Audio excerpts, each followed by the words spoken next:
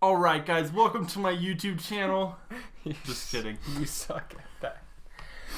Hey guys, how's it going? So, today I'm going to be doing a sketchbook tour of one of my old sketchbooks. This is one of my sketchbooks from when I was in high school. So, hopefully I've grown a lot since then, but I know some of you guys have been requesting a sketchbook tour, and I have a stack of probably about 10 or 12 of them that I want to go through.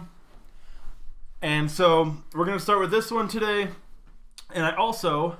a new thing I'm going to start doing on my channel is call-ins. I want you guys to be able to call in and we can have a conversation about whatever it is you're dealing with, whether it's motivation or leveling up in your art, different things like that, and we can just talk about it. So the first one, I actually have my little brother here, Quinton.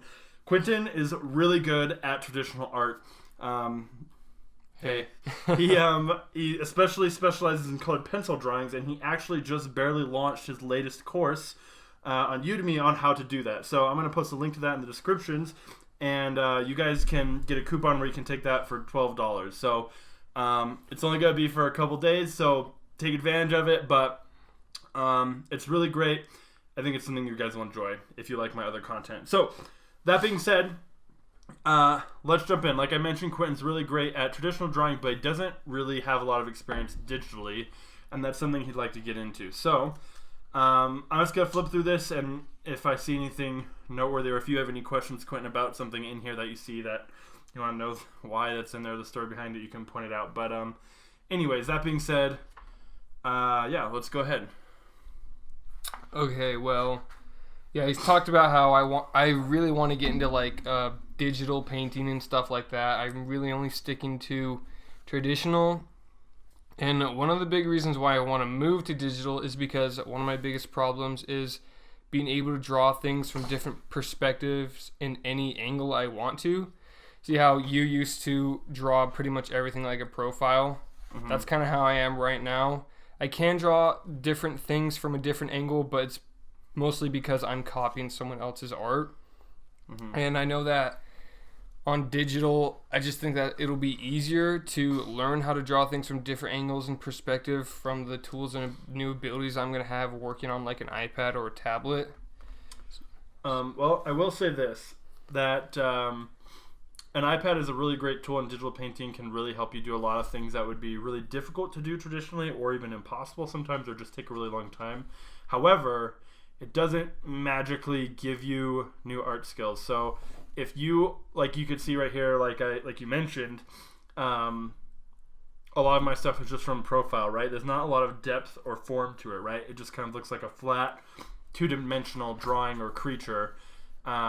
This one has a little bit more form. As you can see, it kind of has some form to it. But if I had just gone from this point in my artistic skill level to drawing digitally, I wouldn't all of a sudden be drawing three-dimensionally. It doesn't give you new art skills. If you can't draw three-dimensionally on paper, you're not going to be able to do it on a tablet.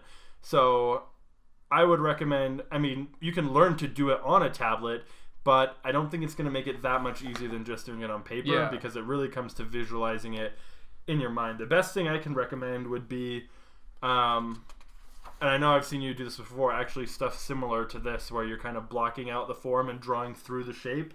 So like if you're, instead of drawing just like a circle, right, like this, drawing like a sphere where you can see all the way through the object, right, and then like building onto that with other forms. So like if you're drawing like a dinosaur head or something like that, right, so that you can see what that shape looks like, right? That's what's going to help you be able to draw in 3D, because if you can picture that in your head like a 3D model and then slowly turn that rough model around, it's going to make it a lot easier to be able to draw those things. And like you mentioned before, you can do it when you're drawing from pictures.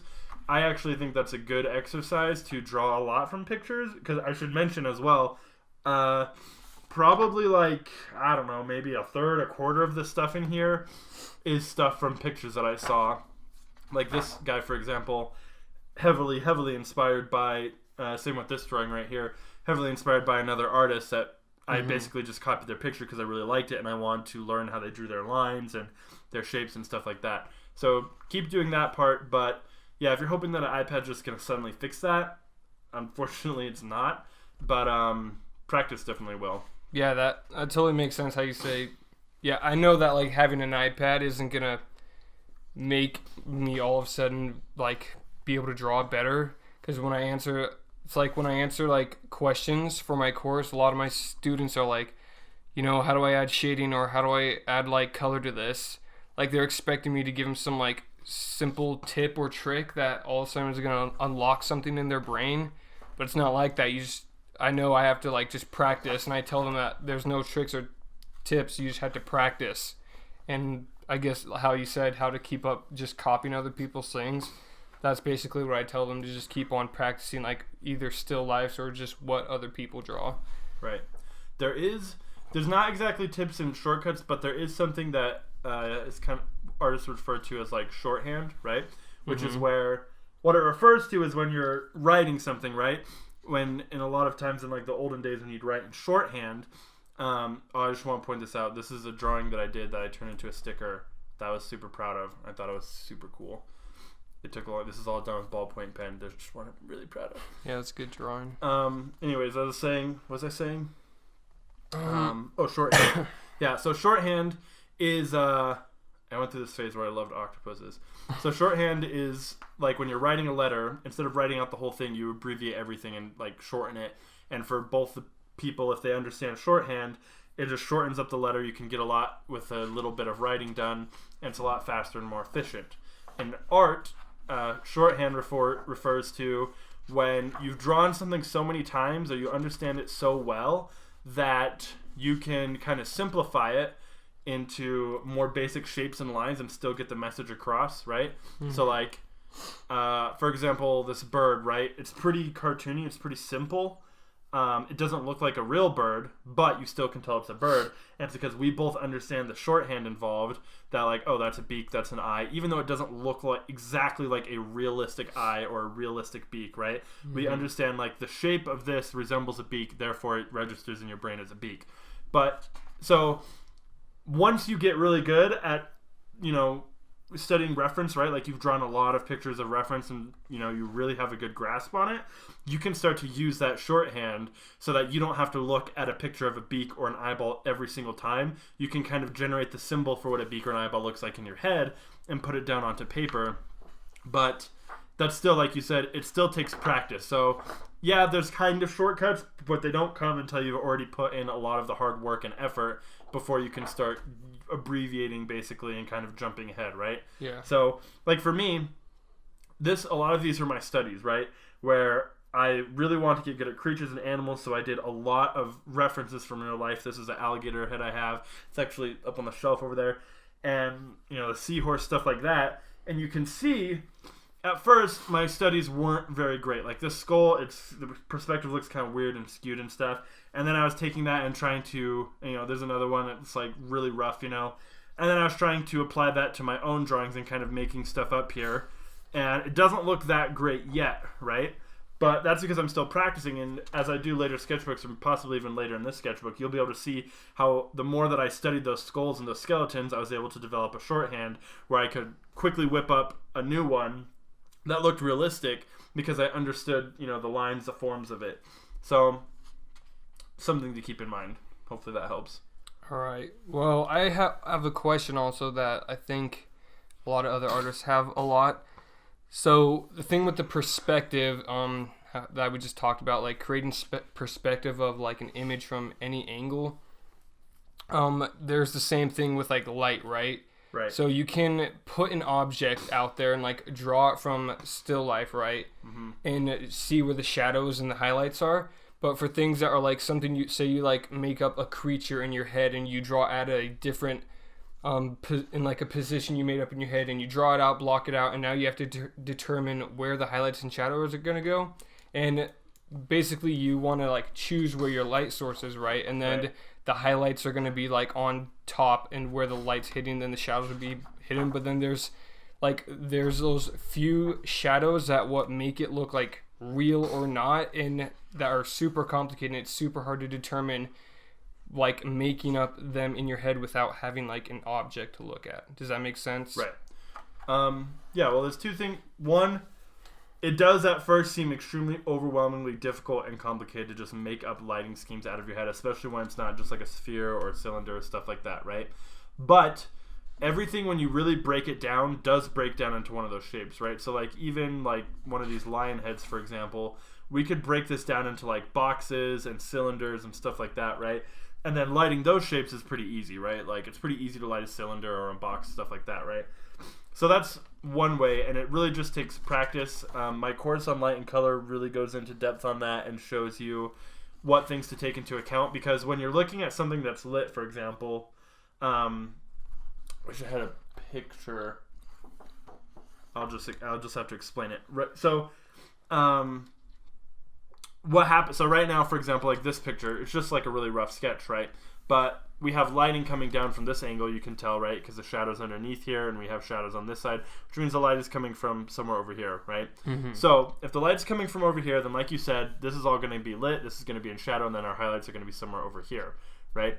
But there's still other things to take into account. One of those things is that there's light that's coming down, and even though this part right here is in shadow, this part right next to it is still getting hit with light. And light bounces off of everything. That's how you see it in the first place, right? Is that the light is bouncing down, and then those light particles are bouncing into your retina and going into your brain to give you an image, right? So some of it's bouncing into your eye. Others of it is bouncing back up into the bottom of the snake or the object, right? And you can see this even like if you're outside on a sunny day, or even in here, right? If I hold my hand like this, there's only one light source in this room right now, and it's the light that we're filming with. Yet the underside of my hand, you guys can't really see it, but the underside of my hand isn't just pure black. I mean, you can do this at home right now. The underside isn't pure black because there's light that's coming down, bouncing off the surface, and then coming back up and hitting your hand, right? And a lot of people, when they begin painting, they ignore that, right? They only focus on the one light source and then the shadows, and then that's it, and it tends to make the image look really flat. But you have to take into account, you know, reflected light. You have to take into account ambient occlusion. You have to take into account, you know, how transparent or opaque is the object, right? Like if you hold up your hand to the light, sometimes to the sunlight or really bright light, you can kind of see light through it, right? And it's because your skin isn't all the way opaque. It has a little bit of translucency to it, while something like this wooden table doesn't, right? And so all those things are things that you can learn to understand, but it does take practice. The other thing you can do, and you can do both of these, it's not really one or the other, but the other thing you can do would be to make like a really quick model, right? You can make it out of aluminum foil, you can make it out of paper, you can make it out of clay, right? Or even get a toy, like let's say you're drawing a dinosaur or something, right? Get a toy dinosaur that's roughly what you're looking for, right? And then just note the lighting on it, right? Do some practice sketches to get an idea of what it looks like. And you can use that as your lighting reference. The other thing too that really makes something look realistic is going to be cast shadows, something that a lot of people leave out as cast shadows. So I don't know if here's a good example. So a cast shadow, right? There's form shadows, which is like this under here, right? Where it's just not getting hit by light, so it falls in the shadow. But a cast shadow is when something casts a shadow on something else. So like, for example, my hand on the paper, there's a shadow underneath my hand because it's casting one onto the paper, right? And sometimes when we're beginning, we don't really take that into account, but you can see here on this snake, there's a cast shadow from his mouth falling onto the inside of his mouth and like his tongue and stuff, right? And it makes it feel like there's depth, like it's realistic, you know, like it kind of goes back into space more, as opposed to just only form shadow. So like if you're drawing something, what you need to think about, like let's go back to like this guy, for example. If I wanted to make this more realistic, what I should do would be thinking, okay, so the light's coming down from here, and I can tell that because this is the brightest spot and that's the brightest spot, and then there's a highlight on his eye right at the very top. So I know it's coming from up above, and this is all in shadow, the shadow down here. So there should be a cast shadow somewhere of his beak and his head and stuff falling on his jacket, right? And if I wanted to make it realistic, I would have gone through and like shaded that in, right? And it would make it feel way more realistic, way more alive, way more like there's form, right? There's a little bit of a cast shadow I was doing there. So that's something to keep in mind. Like, for example, the horns here, there should probably be a cast shadow based off where the light is coming from. So, yeah, hopefully that answers your question, something to think about. But yeah, that is pretty much it for this sketchbook, I think. I don't think I ended up filling this one all the way up. Something I kind of want to do is go back one day and just fill up all the rest of my sketchbooks that I didn't end up filling up all the way, and then a nice little Star Wars droid on the back there. But yeah, that's, like you said, even though it's really boring and not super exciting to hear, it really just comes down to practice, right? Like practice, practice. But anyways, so that's it, guys. Like I said, if you're interested in Quinton's course on colored pencil drawing, he takes like a really photorealistic approach to things, and I'll post some videos and photos and stuff in the video here. Check that out. Like I said, on sale, $12. It's only for a few days, so take advantage of that. And then also, I'm gonna start doing call-in shows like this more, where you guys can call in and we'll have a conversation either while I'm drawing or we'll do another sketchbook tour or something like that. And yeah, I want to be able to answer you guys' questions. I get a lot of emails, and the thing is, I'm pretty busy, and I'm not a bad writer, but it's not really my forte, and it takes a long time for me to really formulate what I want to say when I'm writing email back. And so a lot of times it just doesn't get done because I just don't have the time for it. But I figured that if we can do calls like this, I'm way more comfortable being able to just talk and kind of stream of thought what I'm thinking. And I think I'll be able to help answer a lot more of your questions that way. So check out shoot me an email, and we can set up a Skype call or a Zoom call. And shoot him an email, even though he just said he doesn't like email. Well, shoot me an email so we can set this up. And so one in the description, austinbatchcritiques@gmail.com. And I should also mention, if you like my channel and you like the tutorials I do, check out my other courses. I have 8 courses online on Udemy. And they range from light and color to digital painting to creature design.